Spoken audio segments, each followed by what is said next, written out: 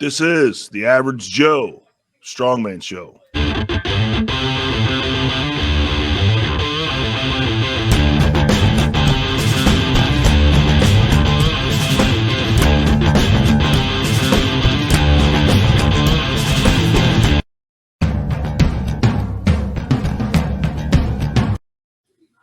What's up, everybody? I'm Lee, and this is my brother from another mother, Mike, and this is the Average Joe Strongman Show. Howdy, everybody. We have the honor of our second international guest is with us tonight. And not only our second international guest on the show, our second Australian. Another guest from the land down under. We had Sue Metcalf. Tonight we have a guy who, like Lee and myself, did not start training and competing in the sport of strongman until later in life. Lee and I both started in our early 40s. This guy didn't start until he was 50. So good for him. You know, age is nothing but a number. I met this gentleman recently at Missouri's Strongest Man, Chad Coy's competition. Had the pleasure of going against him and had a great time. He's going to be competing. Actually, by the time you guys watch this, he will have competed at official strongman games. He qualified for the first time this year in the 50-plus category.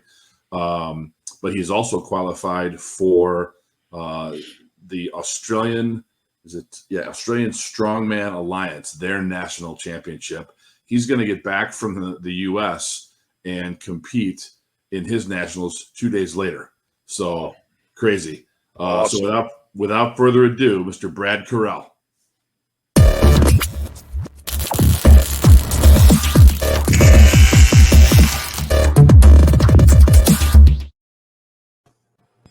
There he is. Hey, Brad. Welcome to the show. Yeah, thanks for joining us, man. Let's get right to it. Prior to Strongman, tell us a little bit about your athletic background, your physical pursuits, your athletic career. So, look, I actually didn't do a whole hell of a lot after high school. I played high school sports, football, different football, what you guys play. Right. Not the same one that the English play either. But then I entered the workforce and I was pretty career focused, I guess. Didn't have time for much, but I was one of those guys that would typically work 6-7 days a week. And then by the time I was 43, actually 10 years ago next month, I had a heart attack. I was on 50 cigarettes a day and as much alcohol as I could intake to keep me going. And obviously working to an extreme. Sure. And after that, I don't know, anybody listening ever had any involvement with getting stents put in or whatever, but when they put a stent in your heart, you're wide awake and you watch on a big screen because you've got to roll your head from side to side whilst there's a cardiologist driving a cable up through your veins to do that. Yeah. Wow. I'm a bit of a control freak, and that's about as out of control as you could ever get. Wow. So that was my last cigarette. Actually, was sitting outside the doctor's office while I was having a heart attack. I thought if I had a cigarette, it might have been calm me down. Might get things back on track. And I left him in the car when I walked into the doctor's office because I didn't want him to say anything about me smoking and how bad it was for me. But so after I had the heart attack, my wife was always really physically motivated. She was actually an aerobics instructor when I met her. For anyone that's listening, that's something that used to happen way back in the 80s. Yep. And so look, she could never get me involved in anything. But after that, like I said, I stopped smoking. I went out after probably 4 days and I started walking. And I think I could probably get 500 yards and I'd have shin splints and I'd have to stop. I'll add into this. I mean, Mike, you saw my size. I was another 50 pounds heavier than I am today. Yeah. Wow. And you're so not a small man. I'm not a small man.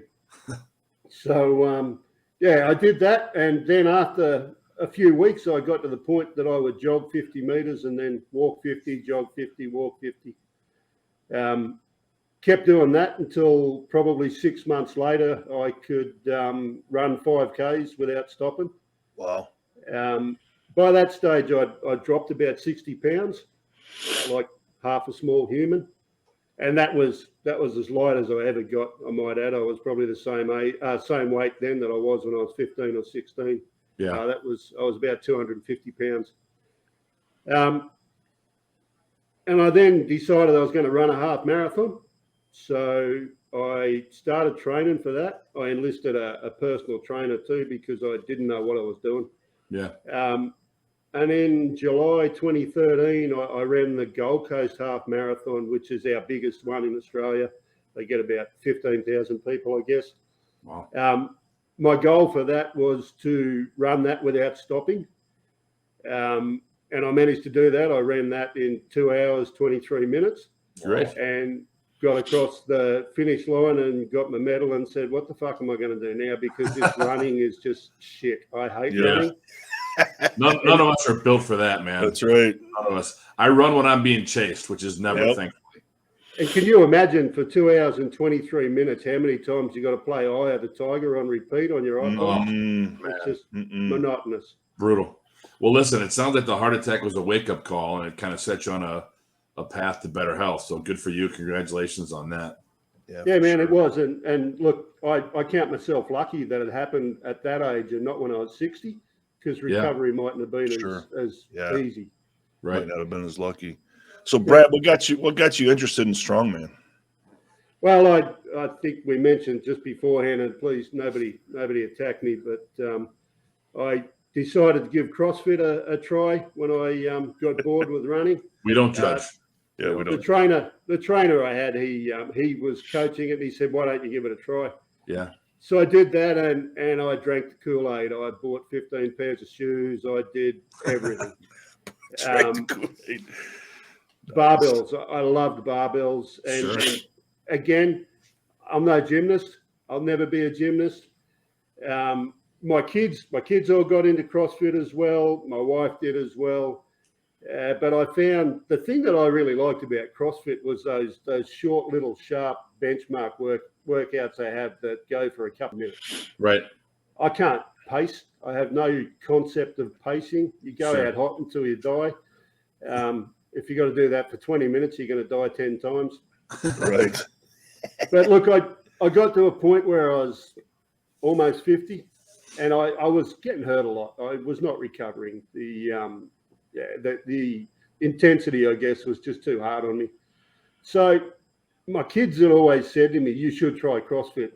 That was their way of saying, "You're fucking shit at this CrossFit. Get out of it." Right. So I bought an online program. Big mistake, I guess. But look, I found I always enjoyed squatting. So I started doing a few squats and whatnot.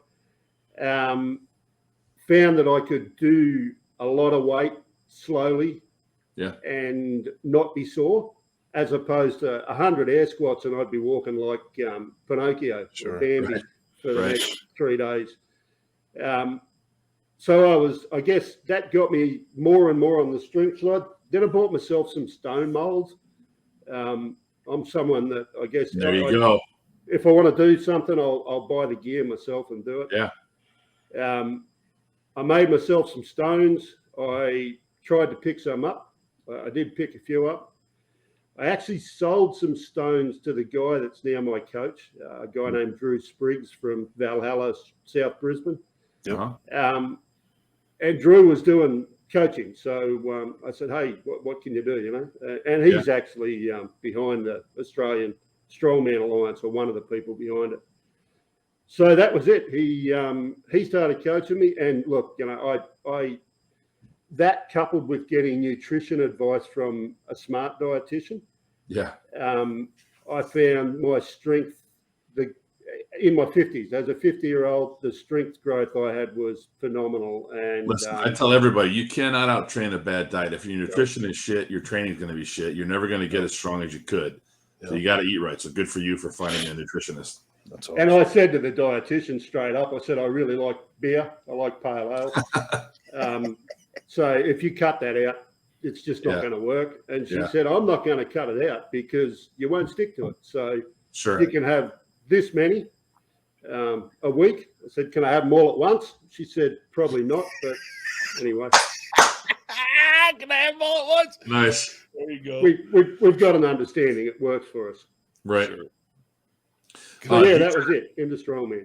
No, that's great. Do you train out of a gym, out of home? Where do you train, Brad? So I actually still train out of the CrossFit gym that I was a member of, and it was because I guess I'm part of the furniture. I was there. They opened the gym. I actually built their CrossFit rig for them.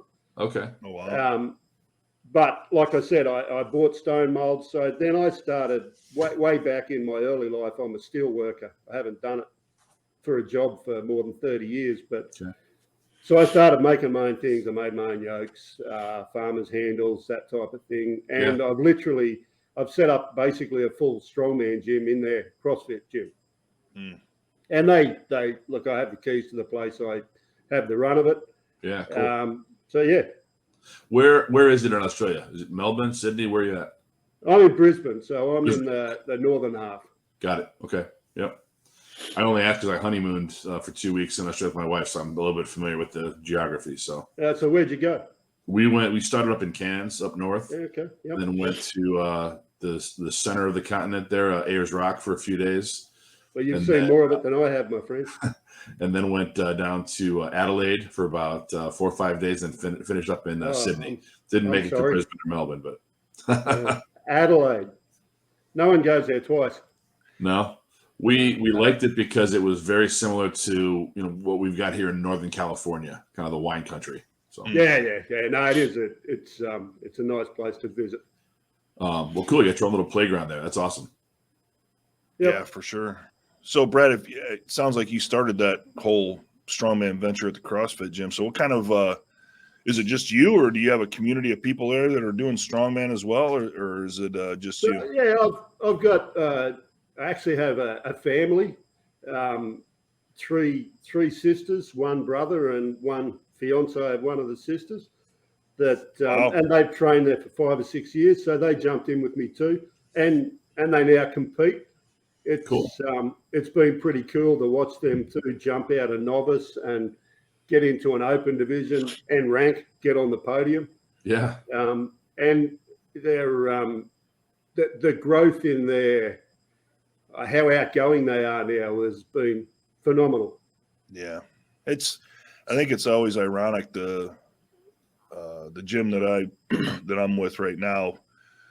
When I first hooked up with them, it was a powerlifting gym, a CrossFit gym, and then I did the strongman portion of it all under the same roof. So it was kind of an odd setup. You typically don't see a powerlifting gym and a CrossFit gym and strongman all under the same roof, but it actually worked out really well. And I ended up with 2 girls that are now full-time strongman that actually came over and tried it and actually liked it more than they did CrossFit and have been with me ever since. And I probably had a dozen or so of the CrossFitters come over and try it.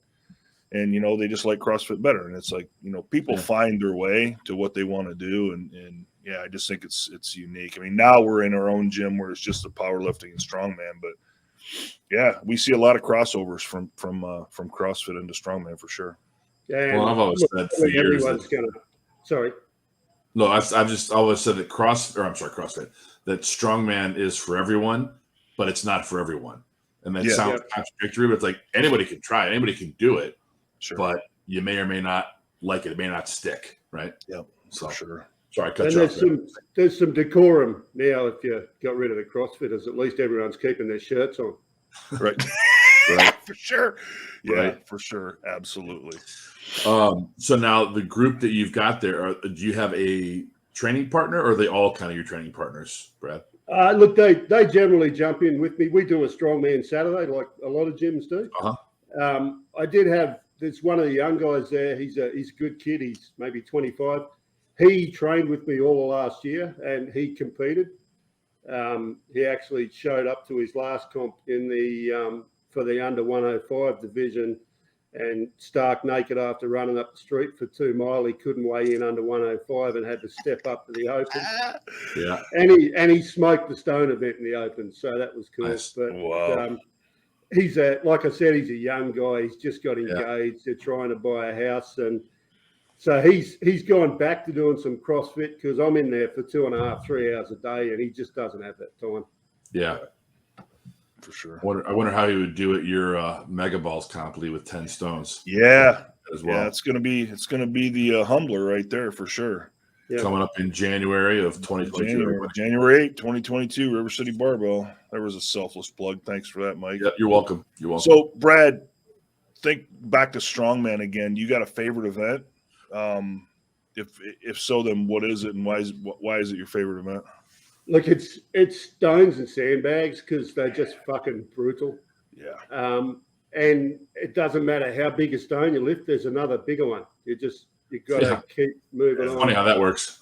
Yep. Yep. And that nothing makes your balls feel bigger than lifting stones. Yeah. Even some of the women, it just works that way.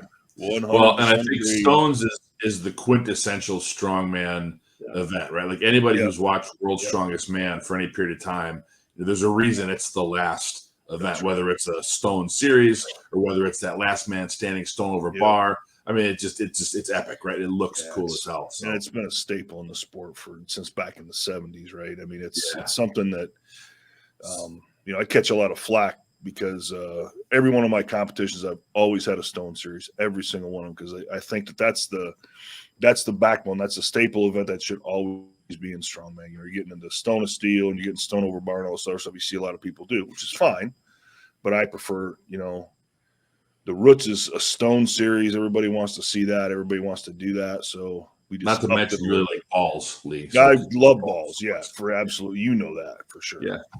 So if sandbag and stones your favorite, is yoke your least favorite? And I'm only saying that because of what you told me you're doing in March. Well, strangely enough, Mike, it's actually not. I don't mind yoke. My least favorite, and you can probably attest to this, is farmers carry or grip events. Sure. Mike can probably tell you, Lee, I've got the grip strength of a malnourished 3-year-old girl. Oh, you and Vaccio would get along perfectly then. I think that's his loathing event too, is grip events. He absolutely hates it. But Well, hold that thought about yoke. We're going to take a quick break and run through some of the upcoming competitions here in the U.S. And then we come back. We're going to have you talk to us about your charity event you're doing in March. Cool. So all right, 2 minutes. We'll be right back.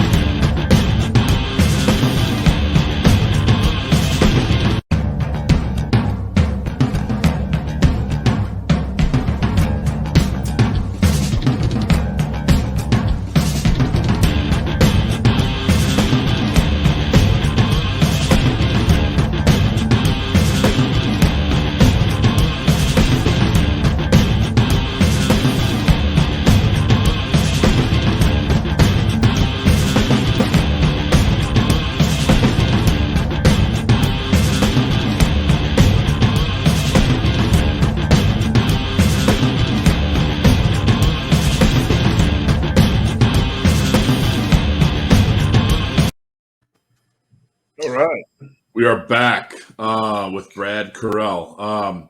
So Brad, Lee and I both have, I think, a similar mindset with when it comes to promoting competitions. I've done 4 of these now, or 4, I think, and Lee's done, I don't know, more than a dozen. But a lot of times, we'll find some type of charitable giving or philanthropic cause, right? The last one I did, and Lee as well, we donated to Mission 22. Which is an organization that does a lot of really good for veterans here in the U.S. You talked to me about the Strength4 Strength event or project, whatever you want to call it, that you started last March. Tell us a little bit about what that is and what you're doing again this year. Yeah, so I guess I've got a thing for helping out with mental health. We've all known, lost friends, associates, family members through things like suicide. Yep. And last year with all this COVID shit, lockdowns, etc., it got a whole lot worse for a lot of people. Yeah. I thought I wanted to do something, or we did, my buddy and I. We wanted to do something that we could do to actually try and help with mental health. Neither of us are psychologists, so there's probably not a lot we could do in that regard. But we thought we could do a fundraiser. Mm-hmm. So what we decided to do was carry a 160 kilo yoke, or 350 pounds, for 5 hours and share the load between us. Wow. And raise money for a mental health charity. The one we chose was one called Black Dog Institute. So we raised $5,000. We absolutely fucking destroyed ourselves. Congratulations. That's great. That's awesome. Yeah, it's one of the most brutal things I've ever done, and luckily for me, I wasn't smart enough beforehand to realise how brutal it was going to be. I think the first 20 minutes we'd done 1,000 yards, so we went out there like we were teenagers. Sure. We slowed down, but we kept plugging along. Hour 4, I did hour 4, most of hour 4 with tears in my eyes. Because you can't see that it's ever going to fucking end. Oh, man. So 5 hours. Yep. How did that work? You said out of the gate, the first 20 minutes, you guys are going gangbusters. So did you just you do a run and then you would trade off, and were you going nonstop, or were you resting in between sets basically? How did that work? So we'd swap. We'd do 50-foot laps, and we'd do 2, 4, or 6 laps. So we'd obviously change over in the same point every time. My buddy P's a bit younger than me, so he probably did more. Well, not probably. He definitely did more work than me. Yeah. He's probably a bit healthier than me too. But so we didn't stop for any particular break of time. Our rest was literally just when the other was running, one would rest. And then every hour we did a shirt change because we had some sponsors, some gear sponsors. Yeah. So nice. We did a shirt change every hour and took a photo and whatnot. We had a masseuse on standby because hour 5, man, the cramps, I can't explain it. Sure. Jesus. Just that kind of time under tension. When you think about your average strongman event, right? It's usually 60 seconds, sometimes 75, minute 15, right? And that's the maximum time, right? You'll do an AMRAP set in a minute, or if you're doing a yoke run, it's a 500, 600, 700 pound yoke to cover a distance as fast as you can. So maybe it's 10 seconds, maybe it's 15 seconds, whatever. You're talking about 350 pounds, right? Or kilos for hours, man. That's brutal. Absolutely brutal. Yeah, so sign us up for this year. You're in. Yeah. So look, we did 8.5 kilometers, 8,490 meters. So what's that? A bit over 5 miles, something like that. Jesus. Our target was to do a minimum of 5,000 meters, and then keep going if we could. And I look at the end. I literally walked outside and I hurled all over the side of my buddy's truck because I just had nothing left.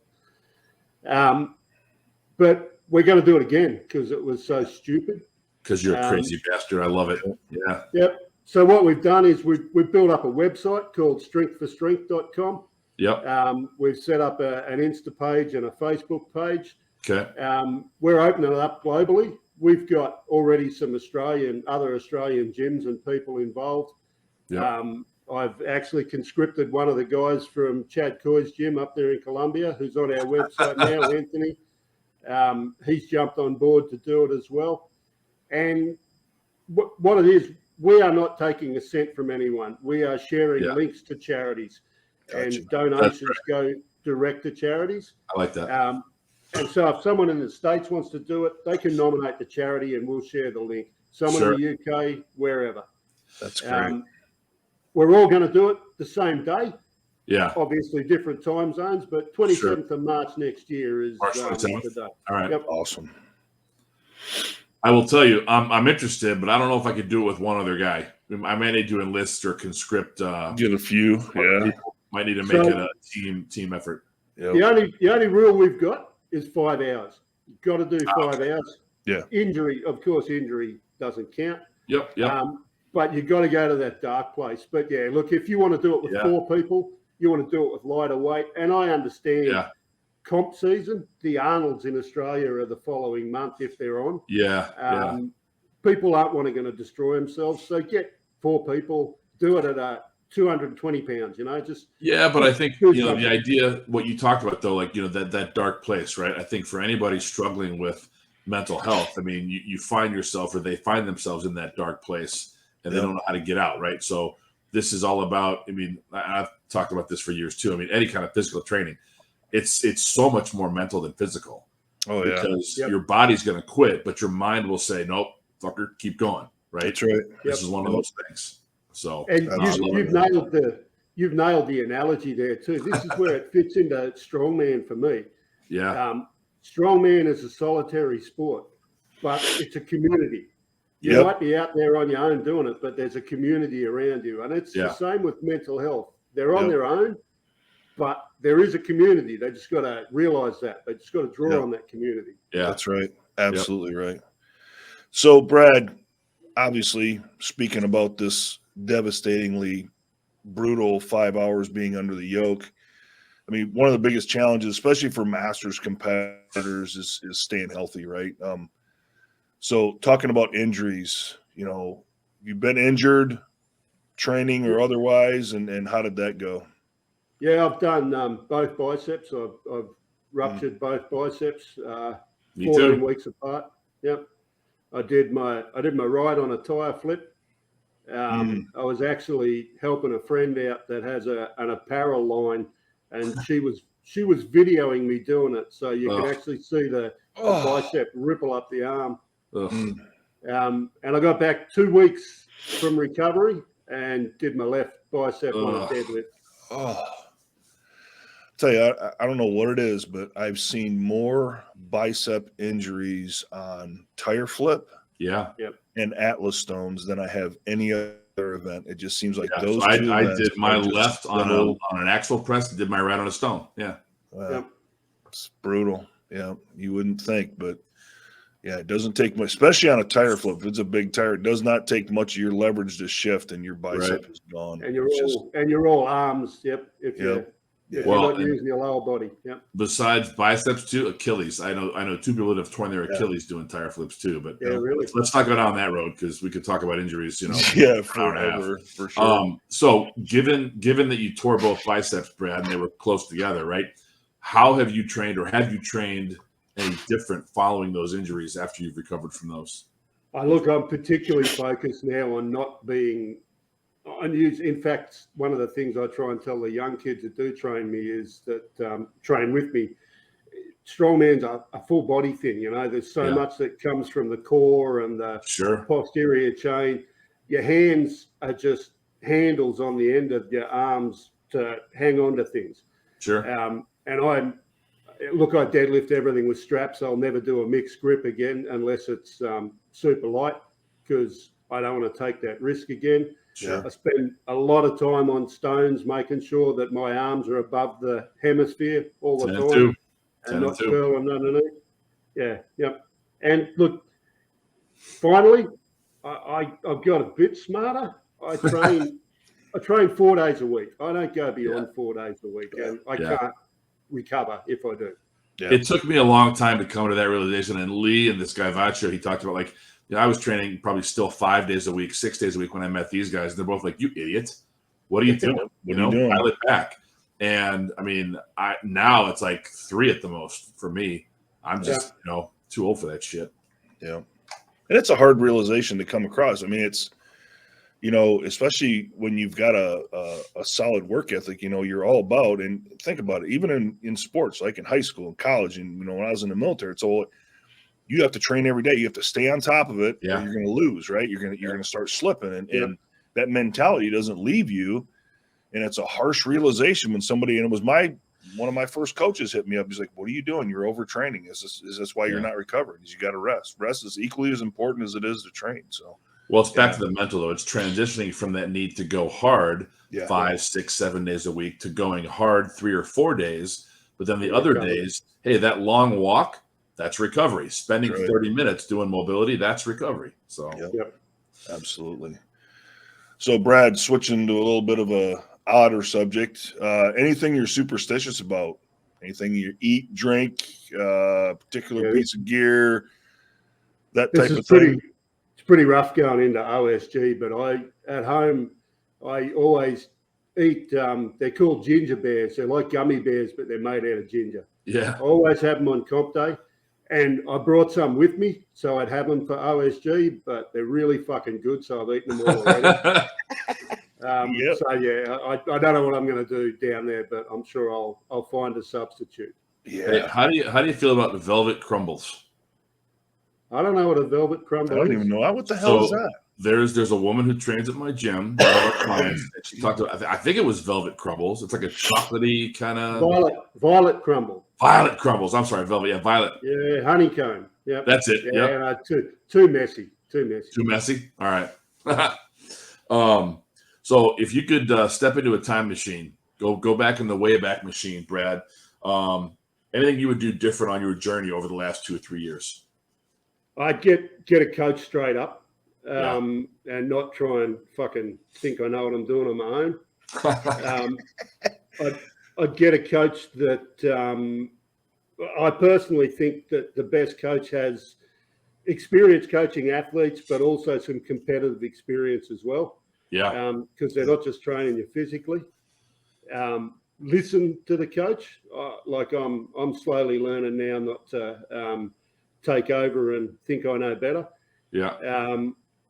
I guess too, you know, if you have got a coach, stick with them, listen to them. If they're not working, be honest with yourself and make sure it's you that's not doing what you're told. Yeah. And if it's not working, then change your coach. Make a change. Yeah. Yeah. Fair enough. For sure. So maybe a little bit redundant, but I'm going to ask the question anyway. So brand new person comes in off the street. They walk up to Brad. Brad, I want to get into strongman. What's the one piece of advice you'd give them starting out besides start out with a coach? Front squats. Front squats. Yes. Front squats. Yeah. I fucking hated front squats all my life. I now do them 2 or 3 times a week, and that core build from doing front squats, incredible. Yeah. I mean, triple extension for any loading event. I mean, 100%. 100% carryover, especially. Yeah, for sure. Yeah, good stuff. Listen, I think moving forward, we do our intermission. We're going to start pumping up your Strength for Strength. We'll include that in our intermission. Wish you all the best with that, Brad. It's a great thing you're doing, a great cause. And I know I can't speak for Lee, but I think I'm going to try to rally a few folks and see if I can put one of those together. I was thinking the same thing. Start rallying the troops and let's do it. Yep. But best of luck. Absolutely. Best of luck at OSG. Again, this will air on that Sunday, the 14th, when it's all said and done. But I hope you go in there and kick some ass and have a great time. Some of our friends will be there, so please say hi to George and Vaughn and Ken and Kiki and many others. So if it's posthumous, if I don't live through it, you're still going to play? Yeah, for sure. Awesome. One more request: if there's any carry medley and you happen to be in the same heat as Vaughn, if you end up beating him, make sure you stop and turn around and see where he is. Nice. There's an inside joke to that. Vaughn will get it. Cool. because he'll probably drop whatever he's carrying. That's right, he will, and ask you why the hell you stopped. Well, Brad, safe travels, man. Good luck at OSG and Aussie Nationals, man. Absolutely. Thank you, gentlemen. It's been a You pleasure. bet. You're welcome. Thanks. Thank you. Cool.